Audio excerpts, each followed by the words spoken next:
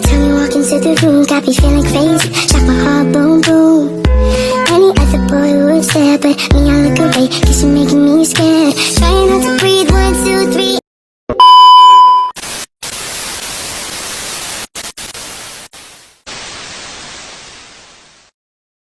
Di sini saya ingin menjelaskan materi tentang hukum bisnis syariah. Terdapat 4 pembahasan mengenai apa itu hukum bisnis syariah.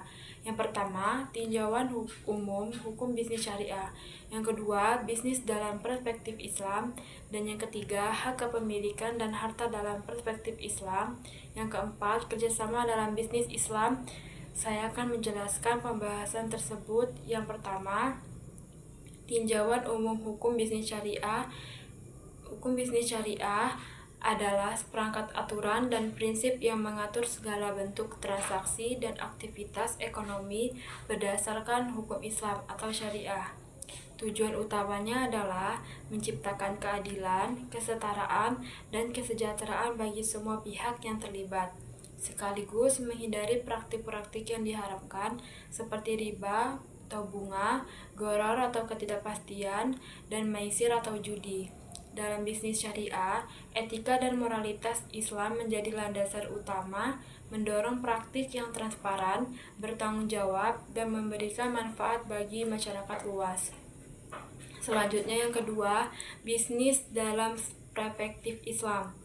Dalam perspektif Islam, bisnis bukan hanya sekedar aktivitas mencari keuntungan, melainkan juga bagian dari ibadah dan upaya untuk mencapai pahala atau kesuksesan dunia dan akhirat. Al-Quran dan Sunnah Nabi Muhammad SAW memberikan panduan yang jelas mengenai etika bisnis yang menekankan pentingnya kejujuran, amanah atau dapat dipercaya, dan keadilan. Bisnis yang berkah adalah bisnis yang tidak merugikan orang lain, tidak mengandung unsur penipuan, dan senantiasa menjaga keseimbangan antara hak dan kewajiban. Konsep bisnis yang baik dalam Islam melibatkan tanggung jawab sosial, di mana keuntungan yang diperoleh juga digunakan untuk kepentingan umat dan kemaslahatan bersama. Dan yang ketiga, hak kepemilikan dan harta dalam perspektif Islam. Islam mengakui hak kepemilikan individu atas harta, namun hak ini bersifat relatif dan tidak mutlak.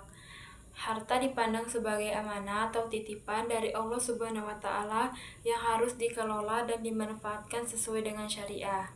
Ada beberapa prinsip penting terkait hak kepemilikan dalam Islam.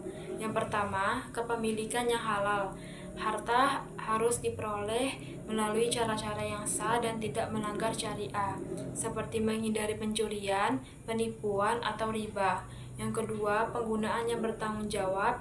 Harta yang digunakan secara bijaksana, tidak boros, dan tidak digunakan untuk hal-hal yang dilarang. Dan yang ketiga, kewajiban sosial. Pemilik harta memiliki kewajiban untuk menunaikan zakat, infak, dan sedekah yang bertujuan untuk mendistribusikan kekayaan dan membantu mereka yang membutuhkan. Dan yang keempat, larangan monopoli dan penimbunan.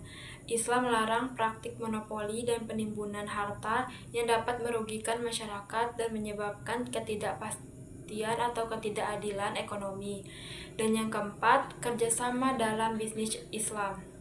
Konsep kerjasama atau muamalah menjadi pilar penting dalam bisnis syariah. Islam mendorong berbagai bentuk kerjasama yang saling menguntungkan dan berdasarkan prinsip keadilan serta saling ridho. Beberapa bentuk kerjasama yang umum dalam bisnis Islam meliputi: yang pertama, musyarakah, kerjasama antara dua pihak atau lebih untuk menjalankan suatu usaha di mana masing-masing pihak menyertakan modal dan berbagai keuntungan serta kerugian sesuai dengan kesepakatan. Yang kedua, mudharabah, kerjasama di mana satu pihak atau sahibul mal menyediakan modal dan pihak lain atau mudharib menyediakan keahlian dan tenaga untuk menjalankan usaha. Keuntungan dibagi berdasarkan kesepakatan, sementara kerugian ditanggung oleh pemilik modal kecuali jika ada kelalaian dari mudharib. Yang ketiga, murabahah, Kontrak jual beli di mana penjual mengungkapkan biaya perolehan barang dan menetapkan keuntungan yang disepakati dengan pembeli. Ini sering digunakan dalam pembiayaan perdagangan. Yang keempat, ijaro. Kontrak sewa-menyewa di mana satu pihak menyewakan asetnya kepada pihak lain untuk jangka waktu tertentu dengan imbalan sewa yang disepakati.